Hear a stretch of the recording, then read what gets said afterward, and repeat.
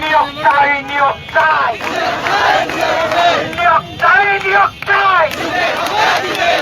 নিয়োগ নেই কেন? নিয়োগ নেই কেন? জবাব চাই, জবাব চাই। কেমন লেগেছে রে, লেগেছে, লেগেছে রে, লেগেছে আমার ভাইয়ের ভয়। আসসালামু আলাইকুম। জেডি নিউজের পক্ষ থেকে সবাইকে স্বাগত জানাচ্ছি। আজকে ঝিনাইদহ শহরের প্রাণকেন্দ্র পায়রা চত্বরে মানববন্ধন ও সমাবেশ করেন ঝিনাইদহ ম্যাটসের ছাত্রছাত্রীরা। তাদের 4 দফা দাবি আদায়ের লক্ষ্যে তারা আজকে সকাল থেকেই সোচ্চার ছিলেন মাঠে। তারা প্রথম কেন্দ্রীয় শহীদ মিনারে সমবেত হয় এবং সেখান থেকে মিছিল নিয়ে শহরের প্রাণকেন্দ্র পায়রা চত্বরে এসে সমবেত হয় এবং বিভিন্ন স্লোগানে মুখরিত করে তোলে পুরা শহর এবং তাদের যে 4 দফা দাবি সেটি তুলে ধরেন। গত 15 বছর ধরে যে তাদের নিয়োগ প্রক্রিয়া বন্ধ আছে সেই সব বিষয়ে তারা সরকারের হস্তক্ষেপ কামনা করেছেন এবং উপসহকারী কমিউনিটি মেডিকেল অফিসার পদে যে বৈষম্য সৃষ্টি হয়েছে কমিউনিটি ক্লিনিকগুলোতে উপসহকারী মেডিকেল অফিসার পোস্টে ম্যাথসের স্টুডেন্টদের বদলে সাধারণ ছাত্রছাত্রীদের নিয়োগ করা হচ্ছে, এটা তীব্র প্রতিবাদ ও নিন্দা জ্ঞাপন করে তারা তাদের অধিকার ফিরে পাওয়ার জন্য আজকের এই মানববন্ধন এবং সমাবেশ করেন এবং তাদের এই কর্মসূচি যতক্ষণ না মেনে নেওয়া হবে ততক্ষণ অব্যাহত থাকবে বলে তারা এই জায়গা থেকে ঘোষণা দেয় এবং শহরের বৈষম্য বিরোধী ছাত্র আন্দোলনের সাথে তারা একাত্মতা ঘোষণা করে তাদের এই আন্দোলন চলমান রাখার ঘোষণা দিয়েই এখান থেকে আজকে মুলতবি করেন।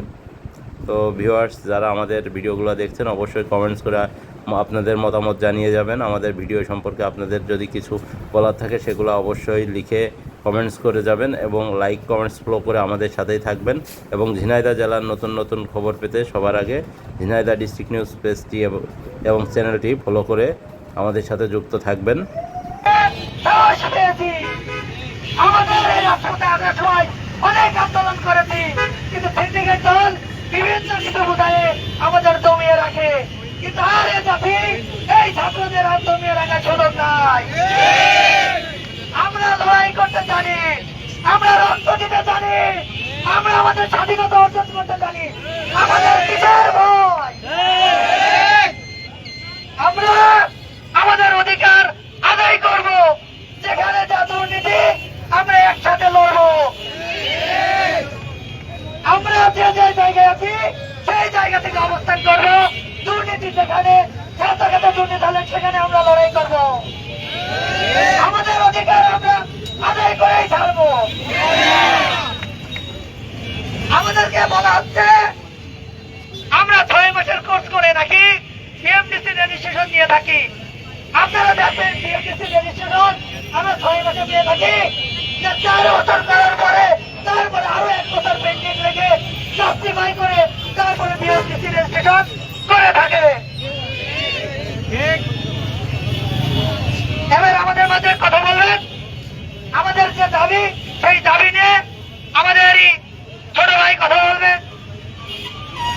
নাজমুল হাসান, ঝিনাইদহ ম্যাট, আমাদের দাবিগুলো সুন্দরভাবে উপস্থাপন করবেন। ম্যাট জাতি কি রাজপথে আছে? আমরা আমাদের দাবি নিয়ে না, বরং আমরা আমাদের অধিকার নিয়ে রাজপথে আসছি। কেন আমাদের থেকে দীর্ঘদিন ধরে আমাদের অধিকার থেকে আমাদেরকে বঞ্চিত করা হচ্ছে?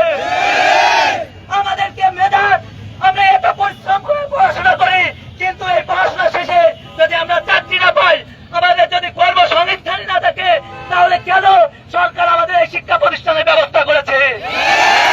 আমাদের গার্জিয়ানেরা তারা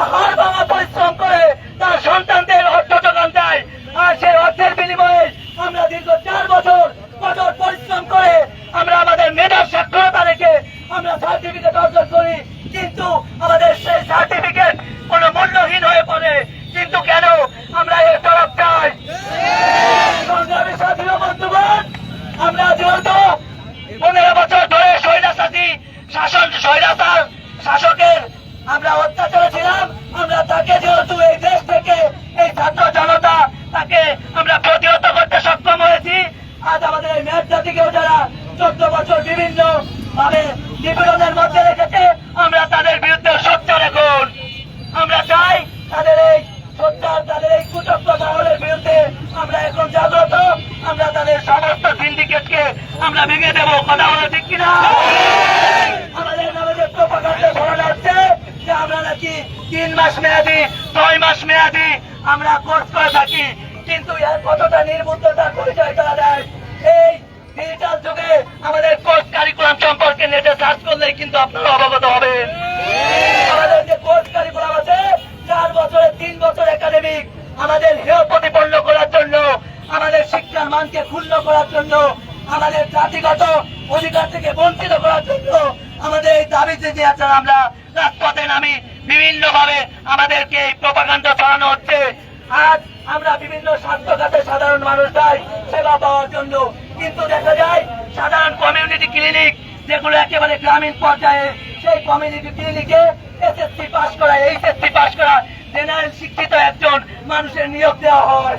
কেন? এই কমিউনিটি ক্লিনিক ছিল তো একটা স্বাস্থ্য কেন্দ্র, এটা একবারে সেই নিচ পল্লী পর্যায়ে, কিন্তু তাদের কাছ থেকে মানুষ কতটুকু স্বাস্থ্য সেবা পাবে? সেখানে উচিত ছিল আমাদের মতো এই ডিপ্লোমাধারী শিক্ষার্থীদেরকে নিয়োগ দেওয়া, তাহলে পল্লী অঞ্চলের মানুষ তারা যথার্থ তাদের স্বাস্থ্য সেবা ফিরে পেত। এই জন্য আমরা চাই আমাদের যে এসএসসিএমও পদ থেকে আমাদের নিয়োগ বঞ্চিত করা হয়েছে, আমরা এই নিয়োগ ফিরে পেতে চাই এবং আমরা চাই এদেশের মানুষের স্বাস্থ্য সেবা তাদের দোরগারে পৌঁছে দেওয়ার জন্য।